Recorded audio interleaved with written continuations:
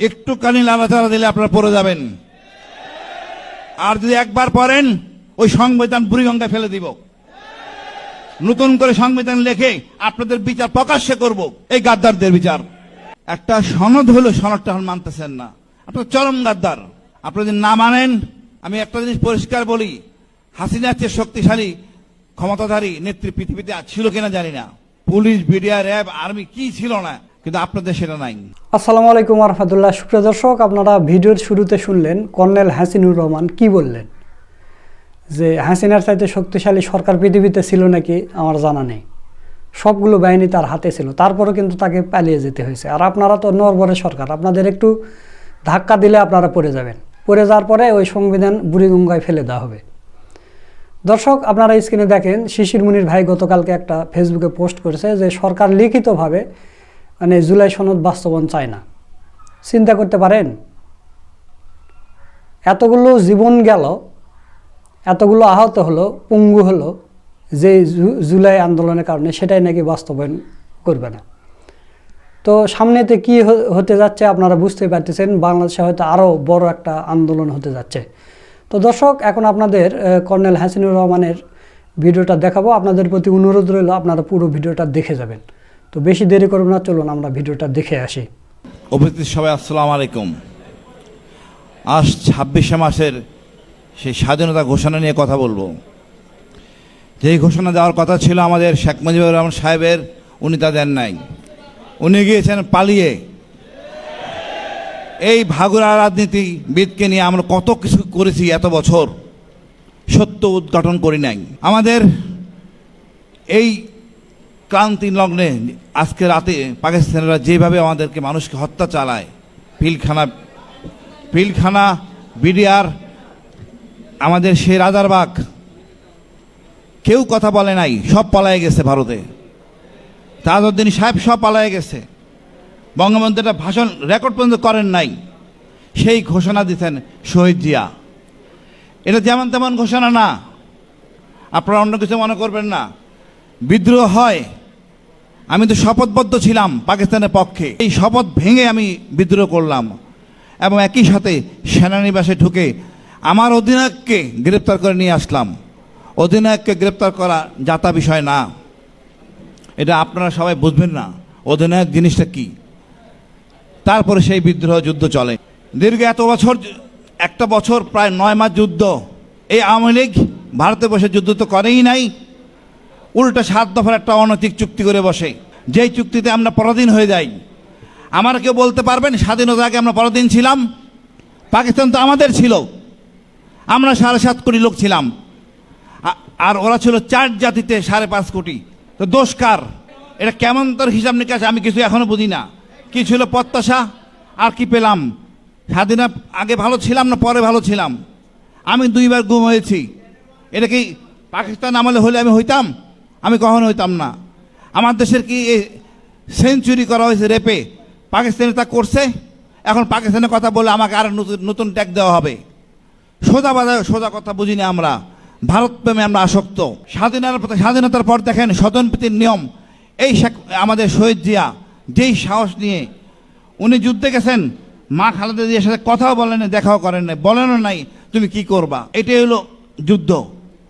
কিন্তু স্বাধীনতার পর তাকে বানানো হয় নাই সেনাপ্রধান, করেছেন স্বজনপ্রীতি। জহির রাহান মারা গেছে, সিরাজ শিকদারকে গুম করছেন, হত্যা করছেন। এটাই ছিল আওয়ামী লীগ। আর এর বিস্তৃতি শেষ পর্যন্ত এসে ঠিক আছে আমাদের এই 17 বছরের শাসন। কি হয় না এখানে? আমরা বাঙালি হয়ে বাঙালিকে মারছেন।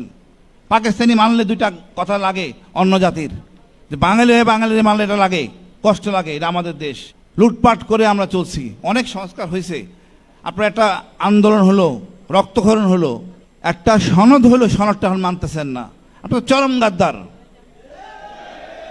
আপনারা যদি না মানেন, আমি একটা জিনিস পরিষ্কার বলি, হাসিনার চেয়ে শক্তিশালী ক্ষমতাধারী নেত্রী পৃথিবীতে ছিল কিনা জানি না। পুলিশ, বিডিআর, র্যাব, আর্মি কি ছিল না, কিন্তু আপনাদের সেটা নাই। একটুখানি লাড়াচাড়া দিলে আপনারা পড়ে যাবেন। আর যদি একবার পড়েন ওই সংবিধান বুড়িগঙ্গায় ফেলে দিব। নতুন করে সংবিধান লিখে আপনাদের বিচার প্রকাশ্যে করব, এই গাদ্দারদের বিচার।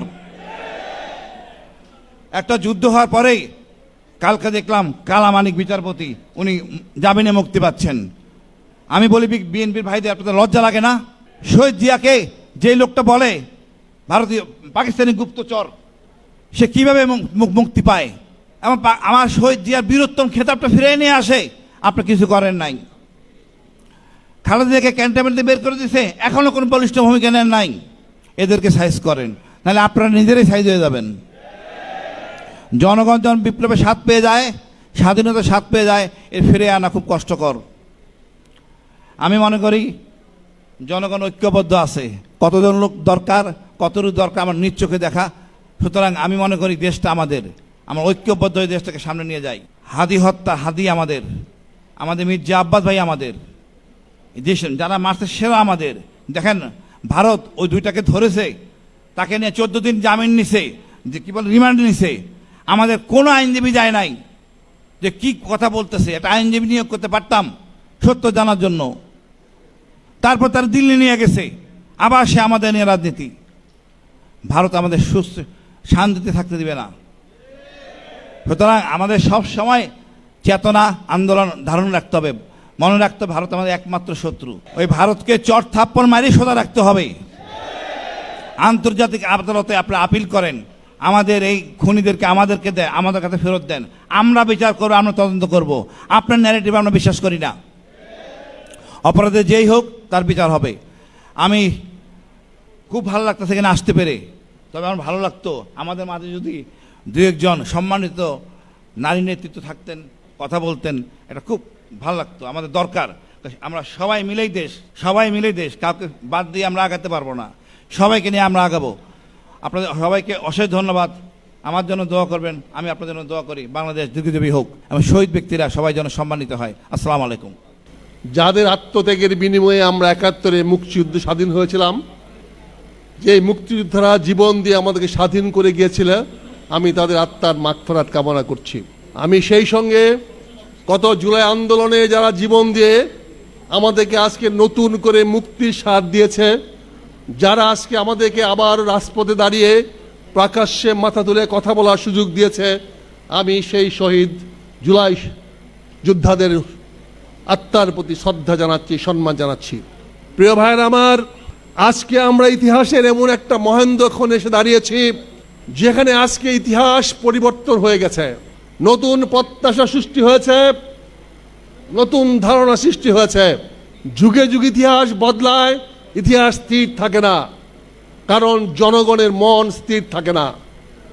মনগণ পরিবর্তন হয়, মনস্তাত্ত্বিক পরিবর্তন হয়, তার সঙ্গে ইতিহাস নতুন করে লেখা হয়।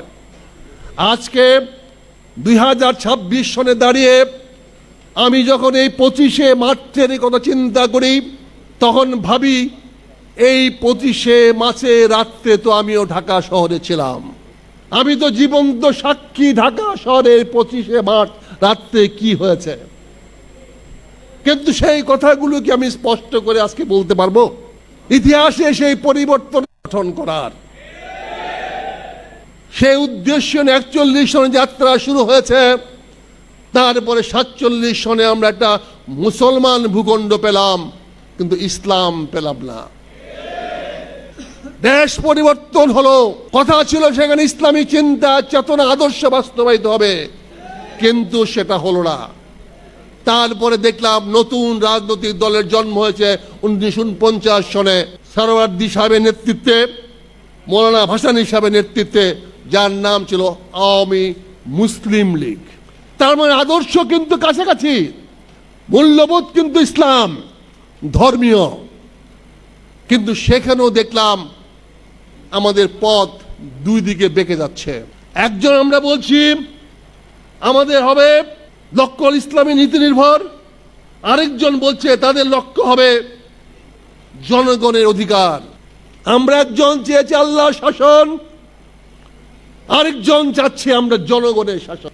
এখানে বিভেদ ছিল না, এখানে সমন্বয় করা প্রয়োজন ছিল। আল্লাহকে ডিনাই করে পৃথিবীতে তার পথ ধরে আসছে 69-এ গণ আন্দোলন, যেখানে আবার রাজপথ কথা বলেছে, যেখানে আবার নেতাদের মুখের কথা জনগণ কেড়ে নিয়ে রাজপথে সিদ্ধান্ত হয়েছে। তারপরে আমরা দেখেছি এহিয়া খানের উদ্ভব, আইয়ুব খানের পতন। তারপরে দেখেছি 70-এর নির্বাচন, যেখানে আওয়ামী লীগের রাজনৈতিক দল হিসেবে দাঁড়িয়ে গেছে। জামাত ইসলাম জনগণের রায় পায় নাই, কিন্তু তার আদর্শ, ইসলামী চেতনা, মূল্যবোধ থেকে সে সরে যায় নাই। তারপরে আমরা দেখলাম শুরু হলো বুট্টু সাহেবের ষড়যন্ত্র। আসলো 71। সে 71 এসে আমরা কি দেখলাম? বর্বরোচিতভাবে আমাদের উপর হামলা করা হলো। আমি বলছি যারা মনে করে পাকিস্তান হামলাটা আমাদের উপরে করে নাই, এখানেই শুরু হয়েছে বিভেদ, মতভেদ। বাংলাদেশের মাটিতে যারা হামলা করেছে তারাই আমাদের প্রতিপক্ষ, তারাই শত্রু। আমি বহুবার বলেছি, আমাকে অনেক ইন্টারভিউ করার চেষ্টা করেছে, আমরা যুদ্ধ জামাত ইসলামের বিরুদ্ধে করি নাই, আমরা মুক্তিযুদ্ধ করেছি পাকিস্তান হানাদার বাহিনীর বিরুদ্ধে। কাজে বাংলাদেশে কোনো যুদ্ধ থাকতে পারে না, বাংলাদেশের কোনো স্বাধীনতার বিরুদ্ধে থাকতে পারে না। আজকের এই যে প্রজন্ম, এই যে আমার নতুন এমপি ভাইরা, তাদের বয়স তো এখনো 85 হয় না, বাংলাদেশের চেয়ে বয়স ছোট। সে কি করে যুদ্ধ অপরাধী হয়? সে কি করে মানবতা বিরোধী হয়? প্রিয় ভাইরা, আমি দুটি কথা বলে এখানে শেষ করতে চাই, সময় আপনাদের কম। আজকের এই পোস্টে দাঁড়িয়ে যাচ্ছি, আমাদের যে ধারাবাহিকতা শুরু হয়েছে সেই গল্প আমাদের এখনো শেষ হয় নাই। এই গল্প চলবে, এই সংগ্রাম চলবে যতকাল মানব সভ্যতা টিকে থাকবে। আমরা চাই আমাদের অধিকার, আমরা চাই আমরা এক থাকব, না আমরা আবার আলাদাভাবে লড়ব। এই প্রশ্ন আজকে এই জন্য করছি, বিজয়ী পরিবর্তন হয়। যখন এই নতুন বিজয়ী আসে, তখন ইতিহাস সেই বিজয়ী তার মতো করে লিখতে চায়। জনগণকে তারা প্রত্যাখ্যান করে, জনগণের অধিকারকে তারা ডিনাই করার চেষ্টা করে। আজকের বাংলাদেশের রাজনীতি যে নতুন বিজয় হয়েছে, সে 5ই আগস্টকে অস্বীকার করতে চায়। আজকে যে নতুন বিজয় আসছে, সে জুলাই চেতনাকে অস্বীকার করতে চায়। বাংলার মানুষ আর রক্ত দিতে চায় না, রক্ত নিতেও চায় না। কিন্তু এই বিজয়ীর বয়ান যদি পরিবর্তন করতে হয়, তাহলে আমাদের মাসুদ ভাইয়ের জন্য নয়, আমার বয়স না রক্ত দেওয়ার, কিন্তু আপনাদের রক্ত দেওয়ার জন্য আবার প্রস্তুত হতে হবে। ভাই, রাজনীতিতে জয় আছে, পরাজয় আছে, কিন্তু আদর্শের কোনো মৃত্যু নাই। আদর্শ আমাদের চিরদিন অম্লান থাকবে। বাংলাদেশের মাটি মানুষের ইসলামী চিন্তা চেতনার বাইরে, মূল্যবোধের বাইরে যাওয়ার কোনো সুযোগ নাই। এখানে আমরা ঘুরে ফিরে এই জায়গায় আসতে হবে, পছন্দ করেন আর না করেন। মতভেদ থাকবেই, কারণ মতভেদ চিন্তার স্বাধীনতার প্রমাণ। আজ যে পথ মানুষ বেছে নেয়, আগামীকাল সে পথ সে বদলাতে চায়। কারণ ইতিহাস স্থির নয়, মানুষের মনও স্থির নয়। তাই আজকের প্রয়োজন মতভেদ থামানো নয়, আজকের প্রয়োজন আমাদের মত জনগণের কল্যাণে, আমাদের মতার পার্থক্য জনগণের কল্যাণে ঐক্যে নিয়ে আসা। আমরা জনগণের কল্যাণ চাই, আমাদেরকে আজকে এক জায়গায় এসে দাঁড়াতে হবে। আমাদের লক্ষ্য হতে হবে মানুষের সমৃদ্ধি। আমাদের মতভেদ থাকবে, কিন্তু ঐক্যমত হবে আমাদের জনগণের স্বার্থ, ঐক্যমত হবে আল্লাহর শাসন, ঐক্যমত হবে আমাদের ইসলামিক চেতনা এবং মূল্যবোধ।